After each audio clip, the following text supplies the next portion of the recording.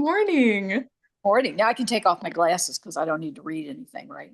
Right. So nice to meet you in person. And thank you for joining me this morning. I'm looking forward to it. You had lots of good questions on your list. Thank you. Thank you. Well, knowing that you were a journalist beforehand, I was like, I need to bring my A game. I need to be prepared. Oh, no, no, no. Winging it is fine. Where are you in the world? I'm in Ormond Beach, Florida. So that is in between Daytona and Coast, if you sort of know. So for years Yeah. in Miami, but I started moving north so I could be a little closer to my drive to up to Virginia in the summers. Is that called snowbirding, I think? Like with the Yeah. seasons you move? Right, right. Yeah, I lived in Miami for many years full time, and I inherited a family summer house in a little town in Virginia. And so I still go up there for a big chunk of the year. Oh, that's so nice. That's because I discovered, I guess, I lived in Ohio. I went to Ohio State, and I discovered you could be warm in February. And I on the phone looking for jobs right after that. Yeah, there's no looking back knowing it can be 70 in February. Speaking of all these different places in the world you've lived, where did your creative journey begin? I don't know whether I'd credit it as my creative journey, but I grew up in Arlington, Virginia, just outside of DC. And then my parents had bought this summer house in Colonial Beach, which is about 80 miles southeast on the Potomac. And so we spent our summers there as a kid, and I wanted to live there full time. And I loved the small town atmosphere because in Northern Virginia, the schools like my high school was like 4,000 kids or something like that. And I was always so jealous of my friends, my summer friends, because they knew everybody in town. And there are advantages and disadvantages to that. But I loved it. And I love going back there now. I love being up there in the summertime. And it's more home than any place else I've ever lived. I grew up in North Carolina, so your work, specifically those aspects of small town Southern life that you describe, are super familiar to me. So I totally understand that. But when did you first realize your love for writing then? Sometime after I got published, I think I figured it out. It was the last thing I expected to be doing with my life. I mean, even as in journalism, I didn't go into journalism to be a writer. I went in to do graphic design. I wanted to Hmm. design the pages and all that kind of thing. And so the fact I have a report card from second grade that said I was deficient in one area and it was imagining stories. Wow. So apparently I've overcompensated a little. No. I think at the age of 7, you tell me I can't think of stories, and I prove you wrong. It And was, you did. You yes, did. it was satisfying to do that. But yeah, I was always a reader. My mom was a reader, and I learned, she read stories to me, and I learned to read early, and I was reading way ahead of myself through school, and so that part of it I understood. And when I in journalism kind of got to a point where I was frustrated with my newspaper job. I loved my job. I was a TV critic at that point. And there were just certain things in the particular job that I had that were no longer satisfying. And I thought, well, I read romances. Let me see if I can write one. And I wrote one, and then I wrote a few more. And I thought, well, this seems to be working, so maybe I'll do it. Now you've written over 100 novels, romance and some mystery. So what Right. would you say is the most unexpected thing that writing has brought into your life, it being an unexpected thing itself? I think it's allowed me to look at the world, and I think this was started in journalism, but to look at the world always with what kind of story would I want to tell in this place? What kind of story could I tell about this job I just heard about? What kind of story could I tell about the people I just met and if they tell me how they met their husband or their wife? And way back when I was working, right when I left my journalism career, I worked for a while at a medical center in Miami. And one day, one of my colleagues got 2 dozen roses from her husband or something like that. And everybody was asking her, like, how come it wasn't their anniversary? How come she got all these roses? And she looked directly at me and she says, I can't tell you, Sherry will use it in a book. And that's true. I mean, that changed the way I look at the world. When I started writing, everything became fodder for a story. And a friend of mine said once I was the only person he knew who could pass through an airport and write a book set in that town because, something would trigger an idea and I'd start thinking, oh, what could I do here? I mean, I don't know why your second grade teacher said that then, because I think that's such an awesome skill, and very unique. So, was it growing up in Virginia that drew you to base the Sweet Magnolias series in South Carolina, that small town feel, or was it somewhere else you had passed through? Well, in terms of the feel or the small town part of it, it was the little town in Colonial Beach, Virginia. And I actually wrote a nonfiction book a few years that was sort of memoir and local history kind of thing called A Small Town Love Story, Colonial Beach, Virginia. And it had pictures from way back at the beginning of the town and all that kind of thing. And I wasn't there for the very beginning. That was a little bit before my time. And so that atmosphere I fell in love with. And then one of my mom's very best friends moved to South Carolina in her later years. And I would stop and visit with her on my way north and south, driving from Virginia back to Miami or vice versa. And I would spend time with her. And she lived in Sumter, which is not too far from Columbia, not terribly far from Charleston, but its own little kind of a world. And it was hardly small town. But that gave me that feel for South Carolina. And my very first book was actually set in Charleston. And my 100th book was set in Charleston. So there was something from the very first time I ever went to Charleston that spoke to me too. And, with Serenity, you get some of that same feeling. And I think Helen went, and Ryan went to Charleston at one point in the series, in the TV series. And so for me, that's like always a little piece even in Charleston, which is a fairly large city. I can remember the first time I walked down the streets in the historic area and everybody was speaking to you. And I lived in places where people didn't do that. And it was so special. It took me aback. It took me a little while to kind of get used to the idea that strangers spoke to each other. Yeah, that Like, is that Southern charm. That's yes, funny. I grew up, in the South, and so that was super. That was my everyday. We talked to people, and then moving to a big city, it was almost the opposite. I was like, oh, we yeah, don't really talk to each other. right. Well, I can remember one time being in New York at maybe, I don't remember what hotel it was. And I got in the elevator and I was going down and it stopped and somebody got on and I said, good morning. And they looked at me like, oh, it's okay to speak to people in New York because, you're kind of on edge all the time, particularly in a city that size. It's like not the way we think of it in the South.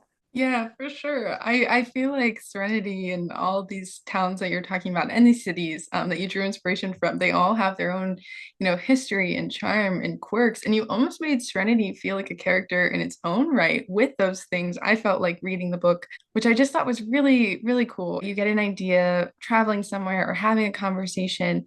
What is that next step in your writing process? Well, it would depend on where I was in terms of my contract. I'm very pragmatic about the business side of writing.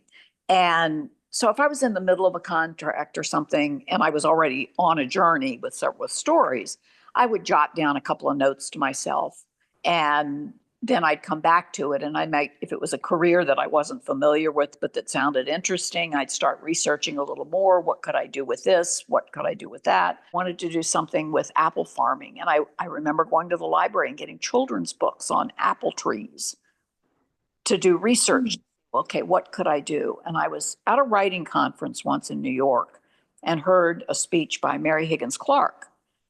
And she said one of her key writing process was to look at a situation and then say, what if? And that stuck with me. And for example, and this is way before your time probably, but there was a story on the news about baby Jessica fell into a well in Ohio, I believe it was at that time. And they were doing a rescue and it was covered on all the news. It was there constantly. And I started thinking, what if the mom is there with her child trapped in this well, and the person who's in charge of rescuing her child is a man she didn't have any reason to trust. And that was the springboard for a book. And I remember my editor saying at the time they were trying to figure out who was going to be the first person to submit an outline using Baby Jessica as the theme. Huh. So, no, it's back to what I was saying earlier about anything can trigger a story. I've even taught writing classes where at the beginning I would give the group a set of facts, just, a handful, or location, a couple of characters, just their names or something, and then have them do a 10-minute exercise to write an introduction for some kind of story. And of course, I'm sure if you've got 20 people in a room, you're going to have 20 really different versions that come out of those same basic facts. And that's how you discover your voice in writing and what kind of stories you like to tell. Are they science fiction? Are they romance? Are they something, horror? It reassures people who think that their books are going to be stolen if they submit them, that you can give every group of people the exact same information and the stories will be very different. For sure. I feel like that's really investigative, taking facts and then asking what if, what if, what if. Right? Did you take, was that transition, the career transition from a journalist and TV critic to writing romance? How did you find that? Was it an easy transition? No. It was easy in the sense that I understood it because I read a lot of Harlequin romances at that time, Harlequin and Silhouette.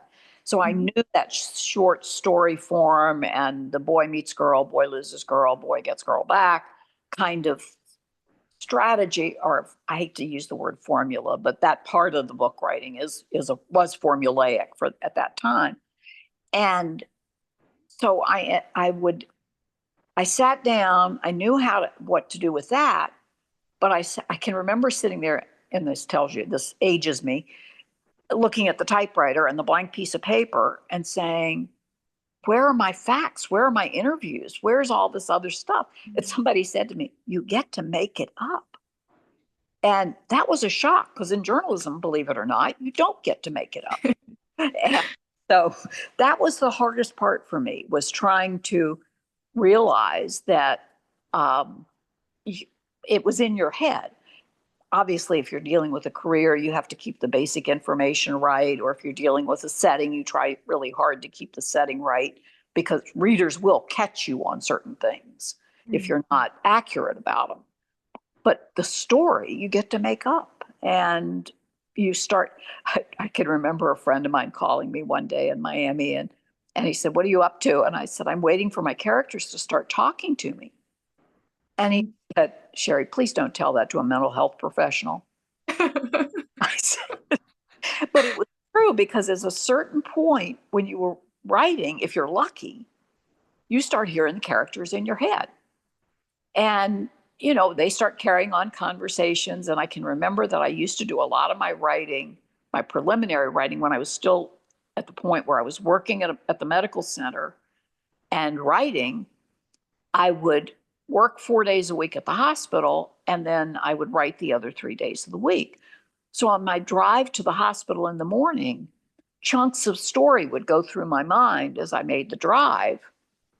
And then as soon as I got to my desk, I would jot all these notes down so that when I started writing that weekend, I already had little chunks of story I knew I wanted to write, that I was at that point in the book. So the writing process was interesting when you were trying to do that kind of thing because, the characters would tell you where you wanted to go in the story. That's fascinating. Has a character ever taken you in a completely different direction than you initially expected? I don't know off the top of my head if a character per se, but one of the things I loved about writing mysteries is, unlike almost every mystery writer I know who literally plots out in great detail so that they know all the clues and to plant the red herrings and all that kind of thing. When I was writing mysteries, and I think I did 12, 13, somewhere in there, I basically started the book, and I fortunately had editors at that time who allowed me to set the story up, and they would buy the book based on that premise in the 2 different series that I wrote. And then I could just tell the story from the point of view of the heroine, doing investigative work as I went. In one particular book, I had sort of in my head, I was pretty sure I knew who did it. And I got to the end of the book and I gathered all the characters together for the big reveal, and he didn't do it. And I was kind of annoyed.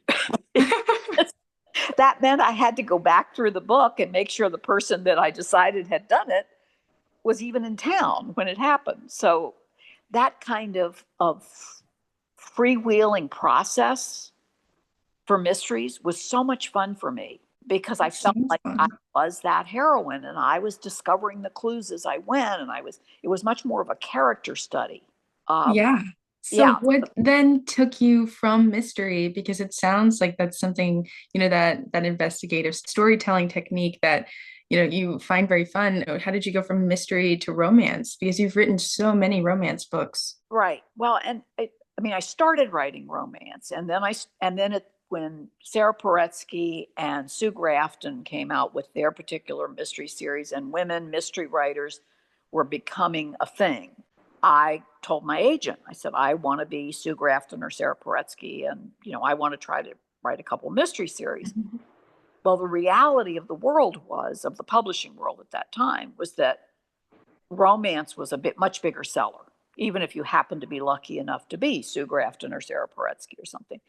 And I was writing to do both. I was writing 6 books a year. Wow.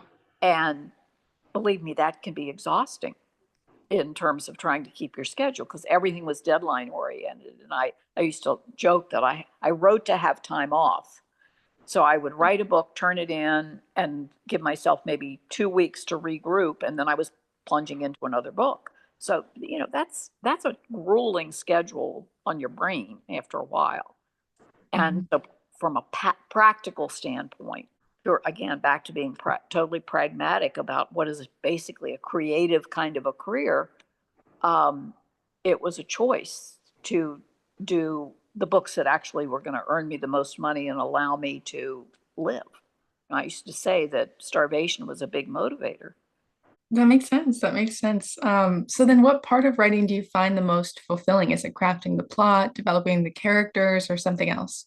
Um, I, it's funny. It's sitting down, and I think it is when the characters start talking to you and you get into that stage of a book where they're leading you through the story. I mean, it was very hard writing romance because unlike the mysteries, which where I had the editors allow me to just jump into the book and see where it took me, with the romance, I had to really do the basic plotting of it. And then I had to fill in the blanks. And so getting to that point where the characters were filling in those blanks and being rounded out, and I was getting to know them just like you get to know people. And it's interesting. I mean, we haven't gotten to Sweet Magnolias or the TV stuff per se, but one of the things that I say all the time to readers who get frustrated when TV series don't follow the books exactly is that I wrote about those characters at one particular moment in their lives. And just like with your friends, you may discover whole new things about them that you never knew as you get to know them. And that's the way I think that Cheryl Anderson with Sweet Magnolias or the various showrunners that dealt with Chesapeake Shores took my characters and my world and just took them beyond where I'd left them. And so I don't get frustrated at that. Readers go crazy, but I, I just, it's interesting to see what's happened to them lately. Yeah, Sweet Magnolias is the second successful TV adaptation to come from your books. What was your first thought when you heard that they wanted to adapt Sweet Magnolias for TV? How did you feel? Well, I was excited. It probably excited in a different way than when Chesapeake Shores was picked because that was my first TV baby, and so I was used to the process. But it was also exciting to know that that world, because it was a very different kind of world, small town with Chesapeake Shores, but very different because of the friendships and what I was trying to do in that book series with the importance of women in each other's lives and knowing each other for a long time and all of those kinds of things that are so central to Sweet Magnolias, the chance to see that come to life and explore issues that are really important to women today, and to see how those stories unfolded as compared to the family dynamics with Chesapeake Shores, which is a very different kind of a world with a different kind of a focus. So it was exciting to see and to go through that. And I love being involved in the process. I mean, thank goodness Dan Paulson, who was the executive producer on both series, has allowed me from the beginning, and Sherryl has on Sweet Magnolias, and the various showrunners that we had with Chesapeake Shores have allowed me to sit in, so to speak, and to have a voice. And I love the process. I love the collaborative process that I've had a chance to be a part of with both of these series, thanks to Dan, because he has allowed that for me. So I want to quickly go back to, the friendships and the family dynamics that you talked about. That's a super prevalent theme in a lot of your books. What about those friendships and family dynamics captivates you and makes you want to explore them more deeply? Well, I think it's a couple of different things. It's first of all, I was an only child. So as an only child, who loved Little House on the Prairie, I think it goes back that far, and all of those books, I always wanted to be part of a big family, because even within my extended family, um, there were a couple of other um, only children and siblings, like maybe two siblings in a family. So I never had that big family feeling. And so with Chesapeake Shores, I got to create my own big family. And in real life, I've been able to do that because my friends of mine from way back in college made me the godmother to one of their children. And now my goddaughter, her siblings, all their husbands, their children, we all go to the Outer Banks every year or every couple of years. And they're like 20 some of us now. So I've got my big family fix. It came late and it's not mine, but I've got it. And then in terms of the friendships, that was the life I was living, where my friends became my family. And I actually, at one point a few years ago, about friend of mine invited me to come to a book club that she was involved with.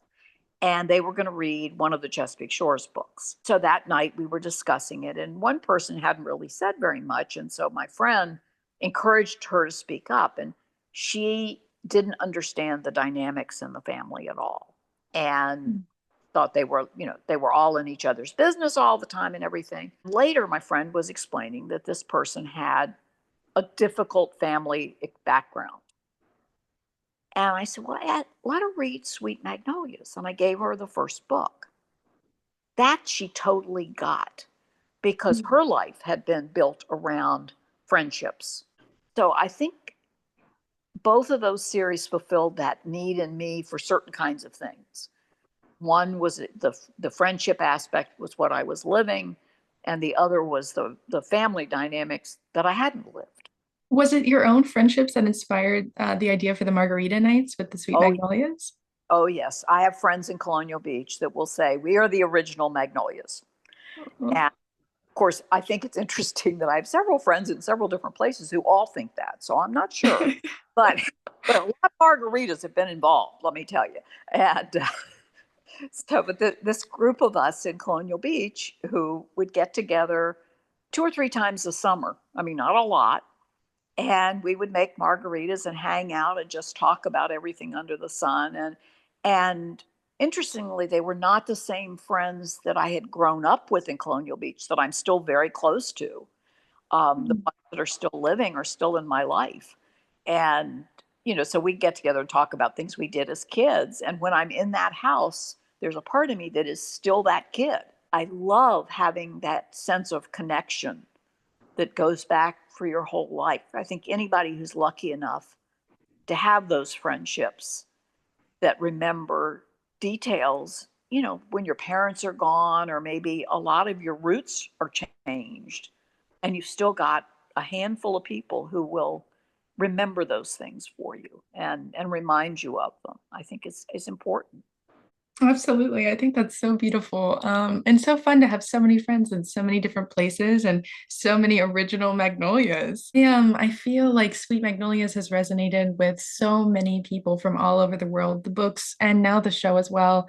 What is there a particular aspect that you feel like, is the reason that this has touched so many people? Is it the authentic friendships? Is it the way that the writers tackle, yourself included, those tougher topics, or what is it that really pulls people in? I think it's a combination of all of those things. And I think the other thing that can't be underestimated is that the books and the TV show are very multidimensional Mm. and generational, multi-generational, I mean. And so you've got storylines that people who are in their teens can relate to. And you've got teens who are watching for quote unquote their stories. And then you've also got storylines for the three Magnolias at that level of their lives. And you've also got Paula and Iris and that whole other generation. I loved Miss Frances. I loved that character. Me And too. yeah, I thought she was hysterically funny and some that she had. I can remember how much I loved those. But I think and the books are the same way, they're multi generational. I like having younger readers read and see that older generations still have a life and they still have emotions and needs and all that kind of thing. And then I like to remind people that there is a depth to young people too and all the things they struggle with. And so I think that every person who comes to the series that or the TV, the books or the TV series can find some piece of it to relate to that might give them a broader understanding or somebody to root for. And that's what not just my books, but anybody as a reader, that's what I want. I want to find characters I can root for and that, I want that relationship to work or I want them to get over that hurdle. For sure. I feel the same way as a reader and as a storyteller. I want to see these things work out. So what has it been like to see the fan reaction to the show? Well, for the most part, it's wonderful. I mean, it's very exciting to see people, and they're people who often have not read the books. And in fact, I have, when I first moved to Ormond Beach, I hired this lawn company to cut my grass. And his wife does the billing. And so, and I hadn't even met her, but she, would send me the bills every month. And one day she sent me an email and she said, I have this TV show on Netflix that I love. And she said, and I noticed that there's a person on there that has the same name as you. And it was Sherryl Woods. And I said, yeah, that's me. And she said, you're kidding me. I love that show. And she, she apps, but she had no idea that there were books, even though it says it in the credits. But she's a reader. So now she's read all the books and everything. And in fact, they were supposed to come over to do something for me the other day. And Paul texted me and said, Jennifer wants to come too because she wants to talk about season 4 of Sweet Magnolias. And I said, well, I can't give away any spoilers, but I can talk and talk and talk. That's so sweet. I bet that was so special for her to get to meet you and to read your books and then watch the show and just that full circle moment. What has been the most memorable fan interaction that you've had? I think, and it's not so much, well, I'll tell you the very most touching, and this has been a long time ago.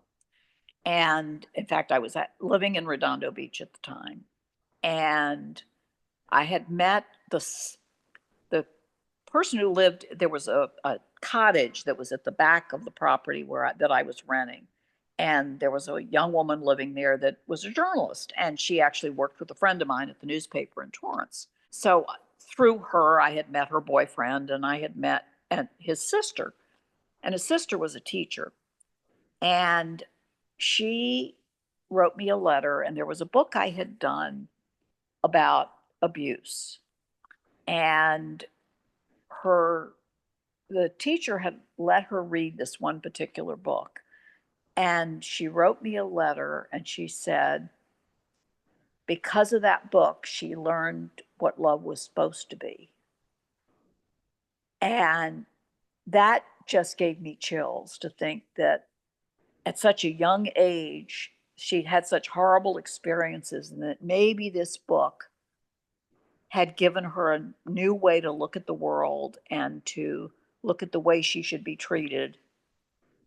And hopefully, because people dismiss romance a lot as being too idealistic and it's not real and all that kind of thing.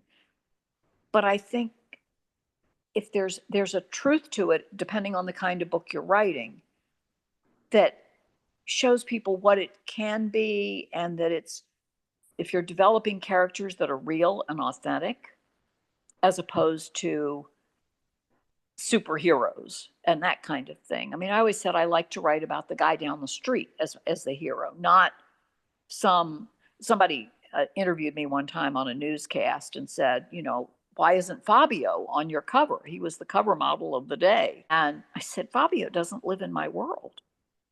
And that's the world I want to write about, is the world I live in and the characters that I know and what they're going through. And, if I can do that, and I do get letters from people. I think I'm jumping around a bit, but I did a conference of judges and legal people a number of years ago because a friend of mine was a judge in Miami. And she asked me if I'd come speak. And I was totally intimidated. I mean, what am I going to be speaking about in front of all these judges? Well, it turned out all these judges, or at least some of these judges, were reading my books or books like mine to to escape from that world, but still deal with things that they dealt with all the time and see them in a more positive light, or how they, people, women in particular, can overcome those kinds of things and lead healthy, happy lives, even if they've been through something really tough. And that's so beautiful and so important. And I totally agree when you say that romance is sometimes undervalued or overlooked. I think that what I love most about your books, and especially the Sweet Magnolias ones that I'm reading right now, I feel like you're also exploring romance. You said down the street, the guy down the street, but also I think falling back in love with life and back in love with yourself. Maddie in Stealing Home, I feel like she's going on this journey while she's falling in love with Cal. And I think she's also falling in love with life and purpose and finding her passions again, and relearning a lot of those things that she had let go and set aside for Bill. And um she's just finding that again. And I think that's so important, for women, especially, to read about, and what it's like to reinvent yourself. And it's like a second chance romance, with Cal, but also with herself. I think that's so beautiful. Well, and I agree with you completely that I think you all of us get into a pattern of how we think about ourselves and who we are. And I think, as we've sort of talked about my change of careers in several different times in my life, and I've often tell friends of mine that I think one of the things I was so lucky about is that I discovered that I could be different things. I started out as a straight journalist covering boards of education and local government and that kind of thing. And then I always wanted to do something connected to the arts and became a TV critic. And I was able to do that for many years. And then when I decided I needed to do something else, I started trying to write these books. But in the meantime, I went to work at at a medical center where I'd actually been volunteering, but I ended up working in the PR department and writing annual reports for and development brochures for the University of Miami Medical Center and things like that. And then went on to have a career writing books. And now here I am full circle with doing TV things. And to so I lived that whole experience. And I think sometimes if you're doing one thing and something happens that forces you to not do it anymore, there can be a terrible period of panic. You've not already learned that you're more than just that one thing. and that your skills can translate in a different way, and that your life experiences can translate in a different way. And, I think that's good for men and women. I've had, friends, and journalism has become such an interesting and strange world these days.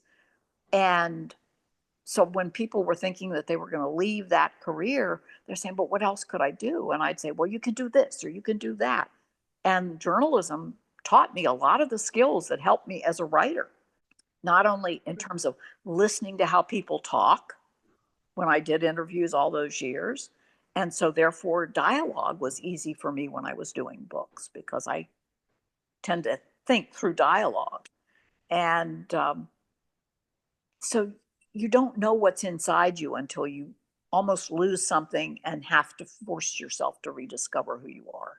I feel so inspired reading your books, and I understand so clearly talking to you and reading them myself from my own perspectives why they resonate so much with people. And I think they're so important and just such lovely books. You do such incredible work. So I wanted to ask you, you visited the set of Sweet Magnolias during season 3. What aspects of the show's production have you been the most impressed by? I think it actually is, for the most part, it is a lot of the set design stuff because the amount of detail that goes into that to me is fascinating. Um, you go into like the Sullivan set, and every little detail is there, and you don't think about how much it takes to create that and to make each room distinct. I mean, we were in Helen's kitchen, I think, in one at one point, and in the spa, in the main room of the spa. Um, and so I love that because then you feel like you're just walking into somebody's house. Years and years ago, when I was covering television, I had gone to New York. Had I'd interview people from soaps all the time and had gotten to be friends with somebody who was on The Guiding Light. And I met him for lunch one time when I was in New York, and he said, "Well, we're just a few blocks from the studio. Do you want to go and see the studio?" And I said, "Oh, sure." Now, I'm a TV critic who's been around a lot of things. Well, we walked into the Guiding Light sets, and I was like, Sherry fandom had arrived. I was going, "Oh my God, it's Sarah's office. It's Ed's living room." I think he was so humiliated because he thought he was bringing a fellow professional of some kind onto location. And I was the same way walking around the sets for Sweet Magnolias, was that all of a sudden I was in, Dana Sue's living room or kitchen, or Helen's kitchen, and Maggie's living room, and we were laughing. We were teasing the one guy. Boy, the sofa in here looks pretty comfortable. And he says, "Oh yeah, it is. I've taken a couple of naps in here." So that part of it makes it feel real. And I know the thing that my friend, who had never been around anything like that before, came away. He said, he couldn't get over how things are shot. I mean, as far as you're you're shooting things multiple times and so many times to get this one little 10-second thing, um, from different perspectives and things like that, and then it's all pieced together. And see, for me, the other piece of it, just in terms of the whole process, is how you all manage to shoot out of sequence and still feel the scene. If Do you know what I mean? Whereas, Yeah. 1 minute, you all may not, I think you all do pretty much the same way that Chesapeake Shores did, is that, all the scenes that are shot in the corner spa might be shot sequentially from 2 different episodes. And so you having to get into that moment, which I think is heavy on you and also on the director to keep the emotional level what it's supposed to be, right? Yeah, it's a team effort, I feel like, to make sure that everyone understands where we are in the day and what's going Right. on. And that kind of block shooting and by location can be really difficult at times. It's really an interesting process. It's funny that you say about the couch and taking naps on it. I think Annie's bed is very comfortable. I've definitely taken a nap in Annie's bedroom before. And, feel like a real bedroom. I mean, it's like a real teen bedroom, as I recall. And that's those touches, those little touches that make it real for people. I totally understand what you're saying, and I felt that same way my very first time on the set. I was like, what do you mean we would just walk into this house and I would have no idea that we were actually like on the other side of a huge warehouse, Right, but there's right. no ceiling or anything. Yeah, yeah, exactly. Yeah, there's no other things. Or, in the corner spa, you walk out the front door and you're like, what? Wait a minute. Yeah. Well, so this season of Sweet Magnolias, the show, we get to visit Serenity from Halloween to Christmas. So I just wanted to ask you what your favorite holiday is. My favorite holiday is Christmas, and it's one of the most stressful times of the year. But I mean, I love the decorating. I love shopping for people, trying to find the right gift. And this year, I had not done it for a while, but I actually started decorating in Florida before Thanksgiving. I mean, I wanted my tree up. I just had to have my Christmas tree up here, even though I wasn't going to be here for Christmas. Then I went to Virginia and did it all again. And then while I was in Virginia, we went up to Ohio to visit with my goddaughter's family. So then I got to have Christmas in a whole different environment, and even got snow, which I really have not been in for a while. Um, but I love that spirit, even when it's the most stressful. I still thought I love wrapping presents. Um, I ended up volunteering to wrap presents for a friend of mine because I was done. And thought, oh well, I've got more paper, I got more ribbons. Let me add it. Um, so I love every aspect of that whole season. The music, the carols. Um, I absolutely loved that they released Helen singing "Oh Come All Ye Faithful" on YouTube. I think her voice is just so spectacular. Oh And yeah. Heather Oh my Head, gosh, she's fantastic. Oh yeah, it's Heather Headley. She is, oh my gosh, just I could listen to her sing all day. That's been a treat, is getting to hear her sing on set. One of these days you'll have to come by just when she's working, and we'll kind of hide behind a corner and maybe we'll catch her just humming to herself or something. It's beautiful. yeah, yeah.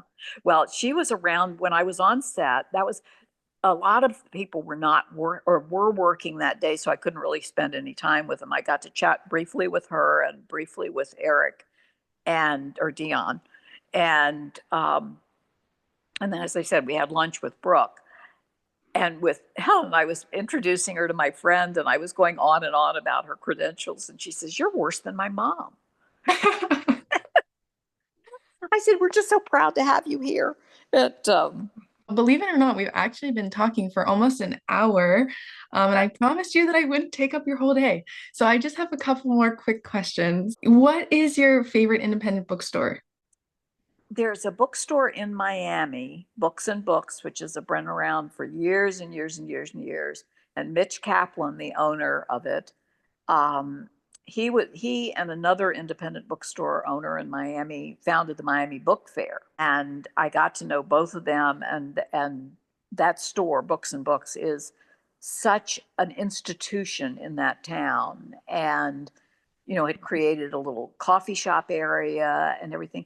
And then I suppose I had my own bookstore in Colonial Beach for 10 years. Oh, So it was wow. kind of a favorite too. Um, it was a bookstore gift shop. So the dream of every reader and every writer is to have its own bookstore. And I was able to order all the books I loved, and I got to sit and talk to people every day about books. And when you're in a small town like that, and I had access to a good distributor, was a national distributor, but their distribution center was in Richmond, so not very far away. So I could order books one weekend and have them for customers by the next weekend. And I loved that. I loved having that interaction with people. And so, the bigger independent bookstores that are around the Tattered Cover in Denver, I used to go to when I would visit Denver. And I think independent bookstores are something special. In fact, there was a store on Venice Beach, and it's probably long gone now. But I used to go hang out there when I was doing mysteries, and I got to know the owner there. And she and I'd go to lunch, and she would buy romances. I'd help her find romances to take to her aunt, who was a big romance reader, and but it was a science fiction mystery bookstore that was right on the beach in Venice Beach. That's so sweet. Wait, what was it called? I think it was just Venice Beach Books, maybe. I can't remember for the life of me. But it was right on the boardwalk, and that's a whole scene. I'm sure you know that, Yeah. and they would have readings on a regular basis, and by different authors. Carl Hyacin came in there once when I went up to see him because I worked for the opposite paper in Miami than he worked for. So we knew people in common. And when he was there promoting one of his books, I would go up and hang out and everything. And it was, it had a great atmosphere. It was just a great little place. I'll have to see if I can find it. If it's If it's still there, I would love to visit. been a long time ago, so it may be long gone by now. Yeah. But Well, so what is your favorite book of all time? I know that's a really hard question, but being such a big reader, do you have a favorite book of all time? um, I, I was thinking about that, and I suppose Little Women in some ways was probably my favorite book of all time. But I think my favorite part of reading is discovering somebody new whose writings I've not read before, and particularly if they already have a big backlist. Because when you discover somebody whose words strike a chord with you or make you feel something, you want to keep reading other things by that author. And so I love finding somebody that's new to me, but they've actually been around for a long enough time that it takes me forever to go through their books. No, I love that too. I totally understand what you're saying. So I guess, what advice would you give to aspiring writers? The big key for me is that you have to discover what your voice is and then tell your stories no matter what you're seeing. You can't chase what's popular right now. So you have to write from a place inside you that is putting your stories on paper, and then you have to kind of hope that the market comes back to you because publishing changes all the time. Just in the years I've been writing, westerns were big at one point, western romances or historical romances or then paranormal romances. So if you're chasing what's popular, you're never going to catch up. So you have to tell what's in your heart and sit down and you have to do it. You have to be deadline oriented. I used to tell people all the time that deadlines are not just suggestions, it's also a business. And you have to be able to understand that part of it and do all of the peripheral stuff, which is not necessarily as much fun, but you have to know that part of it. But the big key is to find your genre and tell your stories because your voice is what's going to set you apart. I love that. That is wonderful advice. And I can't thank you enough for your time today.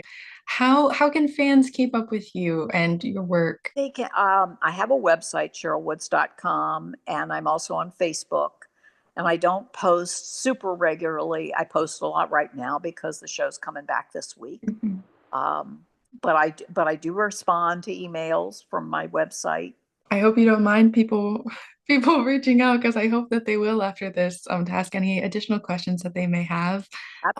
But truly, thank you so much. It's meant so much to me to take an hour of your time to just pick your brain about Sweet Magnolias and your journey as a writer and your life of so many interesting stories to share. And I just appreciate you giving so much to this chat. So thank you so much. Thank you. I appreciate it. And I'm so glad I finally got to meet you, even indirectly or virtually. Me too. It's been too long. So Yeah. we'll hope for season 5 and that you'll be back in production maybe in the not too distant future. I hope so. I'm crossing my fingers. Have a fantastic rest of your day. Thank you. Thanks so much.